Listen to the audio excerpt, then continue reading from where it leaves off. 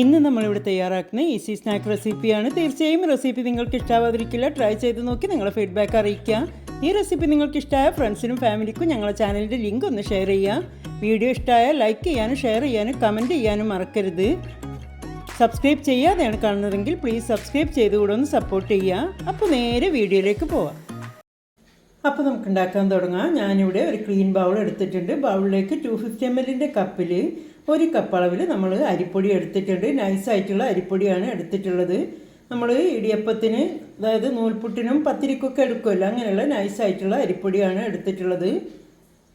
അരിപ്പൊടി നമുക്ക് ബൗളിലേക്ക് ഇട്ട് കൊടുക്കാം. 2 പിഞ്ച് ഉപ്പ് ആഡ് ചെയ്ത് കൊടുക്കുക. 1 ടീസ്പൂൺ നെയ്യ്. ഇനി നന്നായിട്ടൊന്ന് മിക്സ് ചെയ്തെടുക്കുക. ഇപ്പം നന്നായിട്ട് തന്നെ മിക്സ് ചെയ്തിട്ടുണ്ട്. ഇനി ആവശ്യത്തിന് നന്നായിട്ട് തിളച്ച വെള്ളം ഒഴിച്ച് കൊടുത്തിട്ട് നമുക്കിതൊന്ന് കുഴച്ചെടുക്കാം. പച്ചവെള്ളമല്ല കേട്ടോ, നന്നായിട്ട് തിളച്ച വെള്ളം തന്നെ ഒഴിച്ചു കൊടുക്കണം. ഈ വീഡിയോ കണ്ടുകൊണ്ടിരിക്കുന്ന ടൈമിൽ തന്നെ നിങ്ങൾക്ക് ഞങ്ങളെ വീഡിയോ ഇഷ്ടമാവുകയാണെങ്കിൽ പ്ലീസ് ലൈക്ക് ബട്ടൺ ഒന്ന് പ്രസ് ചെയ്യുക. റെസിപ്പിയെക്കുറിച്ച് നിങ്ങളുടെ അഭിപ്രായങ്ങളൊക്കെ കമൻറ്റ് ബോക്സിലൂടെ അറിയിക്കുക. റിപ്ലൈ തരുന്നതായിരിക്കും. സബ്സ്ക്രൈബ് ചെയ്യാതെയാണ് കാണുന്നതെങ്കിൽ പ്ലീസ് സബ്സ്ക്രൈബ് ചെയ്ത് കൂടെ ഒന്ന് സപ്പോർട്ട് ചെയ്യുക.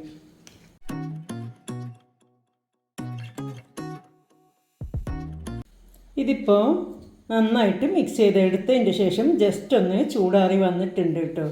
ഇനി കൈകൊണ്ട് തൊടാവുന്ന പരുവത്തിലായിട്ടുണ്ട്. നമ്മൾ സ്പൂൺ അങ്ങോട്ട് മാറ്റി വെച്ചിട്ട് നമ്മൾ ഇടിയപ്പത്തിനും പത്തിരിക്കൊക്കെ കുഴച്ചെടുക്കുമല്ലോ, ആ ഒരു രീതിയിൽ നന്നായിട്ട് തന്നെ സോഫ്റ്റായിട്ടൊന്ന് കുഴച്ചെടുക്കുക. വെള്ളം ആവശ്യമുണ്ടെങ്കിൽ വീണ്ടും ആഡ് ചെയ്ത് കൊടുക്കുക കേട്ടോ.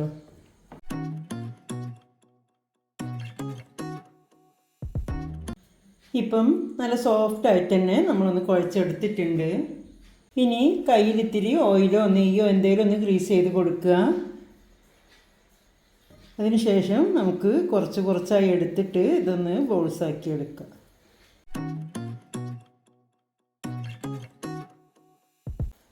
ഇതൊന്ന് ഈ ഒരു രീതിയിലൊന്ന് ബോൾസാക്കി എടുക്കുക. ഇതൊക്കെ എല്ലാവർക്കും അറിയുന്നതാണ്, എന്നാലും കാണിക്കുകയാണ്.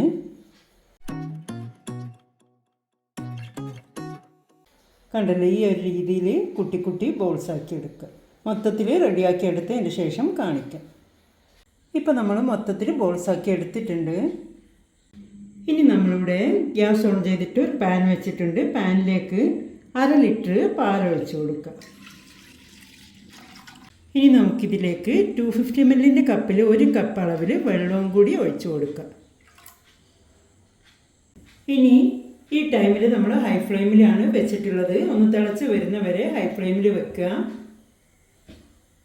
ഇതിപ്പോൾ ഇവിടെ തിളച്ച് തുടങ്ങിയിട്ടുണ്ട് കേട്ടോ. അപ്പോൾ നമ്മൾ ലോ ഫ്ലെയിമിലേക്ക് മാറ്റിയിട്ടുണ്ട്.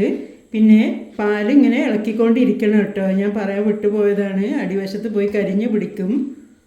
അപ്പോൾ നമ്മൾ വെച്ച് കഴിഞ്ഞാൽ ഇങ്ങനെ ഇളക്കിക്കൊണ്ടിരിക്കണം.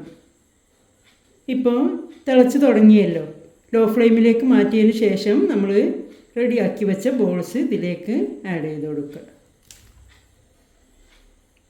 ഇനി അടച്ച് വെച്ചിട്ട് ലോ ടു മീഡിയം ഫ്ലെയിമിലൊന്ന് കുക്ക് ചെയ്തെടുക്കുക. പിന്നെ ഒരു കാര്യം, നമ്മൾ ബോൾസ് ഇട്ട് കൊടുത്ത വഴിക്ക് തന്നെ ഇളക്കി കൊടുക്കരുത് കേട്ടോ. ഇളക്കി കൊടുക്കാതെ തന്നെയാണ് നമ്മൾ അടച്ച് വെക്കേണ്ടത്. അപ്പോൾ തന്നെ നമ്മൾ ഇളക്കി കൊടുത്തു കഴിഞ്ഞാൽ ബോൾസൊക്കെ പൊട്ടിപ്പോകാനുള്ള ചാൻസ് ഉണ്ട്. അപ്പോൾ ഒരു 2-3 മിനിറ്റ് അടച്ച് വെച്ചിട്ടൊന്ന് കുക്ക് ചെയ്തെടുക്കുക. ഇപ്പോൾ ഇതിവിടെ ഒരു 3 മിനിറ്റ് ആയിട്ടുണ്ട്. ഇനി നമുക്കിതൊന്ന് ഓപ്പൺ ചെയ്ത് നോക്കാം. ഇനി നമുക്ക് പതുക്കെ ഈ ഒരു രീതിയിലൊന്ന് ഇങ്ങനെ ഒന്ന് മിക്സ് ചെയ്തെടുക്കുക, ഒന്ന് ഇളക്കി കൊടുക്കുക കേട്ടോ. ഇനി വീണ്ടും അടച്ച് വെച്ചിട്ട് ഒന്ന് കുക്ക് ചെയ്തെടുക്കുക. ഇപ്പോൾ ഒന്നുകൂടെ കുക്ക് ചെയ്തെടുത്തിട്ടുണ്ട്. ഇനി നമുക്കിത് ഓപ്പൺ ചെയ്ത് നോക്കാം. ഇനി പതുക്കെ ഒന്ന് മിക്സ് ചെയ്ത് കൊടുക്കുക. അരികുന്നൊക്കെ ഇങ്ങനെ ഒന്ന് ചെയ്തിട്ട് ഇതിലേക്ക് തന്നെ ആക്കി കൊടുക്കുക കേട്ടോ. ഈ ഒരു രീതിയിൽ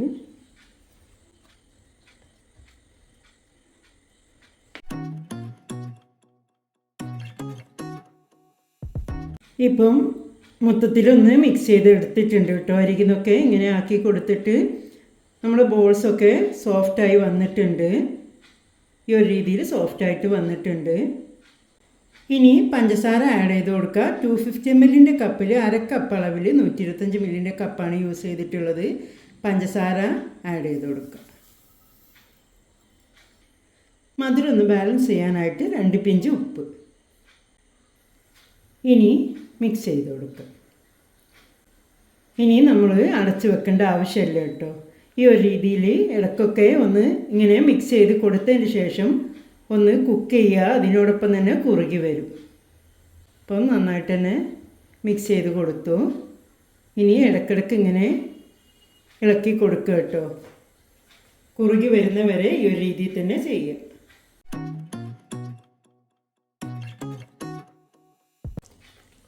ഇതിപ്പോൾ നമ്മൾ മീഡിയം ഫ്ലെയിമിൽ വെച്ചിട്ട് ഈ ഒരു രീതിയിലൊന്ന് കുറുക്കി എടുത്തിട്ടുണ്ട്.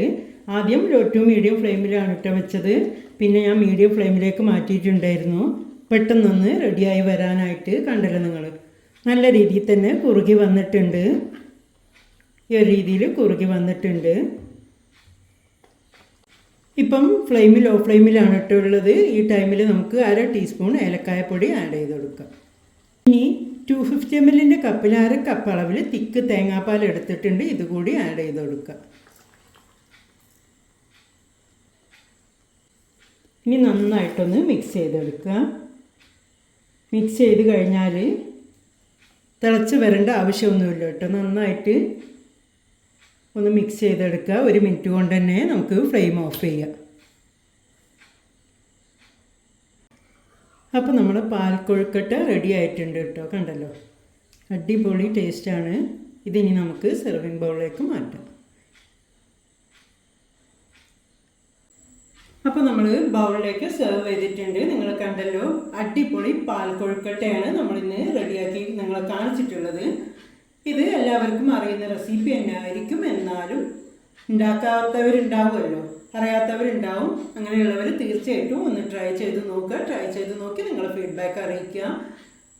ചിലരൊക്കെ ഒന്ന് തിക്കായി വരാനും വേണ്ടിയിട്ട് അരിപ്പൊടി കലക്കി ഒഴിച്ചിട്ട് കുറുക്കി എടുക്കാറാണ് പതിവ്. പക്ഷേ അങ്ങനെയുള്ളതിനെക്കാട്ടിയും കഴിക്കാൻ കൂടുതൽ ടേസ്റ്റ് നിങ്ങൾ ഇങ്ങനെ ഒന്ന് റെഡിയാക്കി നോക്കുക. പാലന്നെ തിക്കായി വന്നിട്ടുള്ളതാണ് കഴിക്കാൻ കൂടുതൽ ടേസ്റ്റ്. അപ്പോൾ ഈ ഒരു രീതിയിൽ ഇതുവരെ ട്രൈ ചെയ്ത് നോക്കിയിട്ടില്ലെങ്കിൽ ട്രൈ ചെയ്ത് നോക്കുക. അടിപൊളി ടേസ്റ്റ് തന്നെയാണ്. പിന്നെ നമ്മളൊന്ന് ഗാർണിഷ് ചെയ്ത് കൊടുത്തിട്ടുണ്ട്, ബദാം വെച്ചിട്ടാണ്. അപ്പോൾ നിങ്ങൾ ചോദിക്കേണ്ട ഇതിൽ നട്ട്സ് ആഡ് ചെയ്ത് കൊടുക്കില്ലല്ലോ എന്ന് ചോദിക്കേണ്ട. ഞാനിപ്പോൾ ഒന്ന് ഗാർണിഷ് ചെയ്ത് കൊടുക്കാനും വേണ്ടിയിട്ട് മുകൾ വശത്ത് മാത്രം ഒന്ന് സ്പ്രെഡ് ചെയ്ത് കൊടുത്തതാണ് കേട്ടോ. അതൊക്കെ അവനോട് താല്പര്യം പോലെ ചെയ്യുക. തീർച്ചയായിട്ടും ട്രൈ ചെയ്ത് നോക്കുക. വീട്ടിലെല്ലാവർക്കും ഇഷ്ടമാകുന്ന അടിപൊളി റെസിപ്പി തന്നെയാണ്. ഇനി നമുക്കിതൊന്ന് എടുക്കാം. നിങ്ങളെ എടുത്ത് കാണിക്കണമല്ലോ.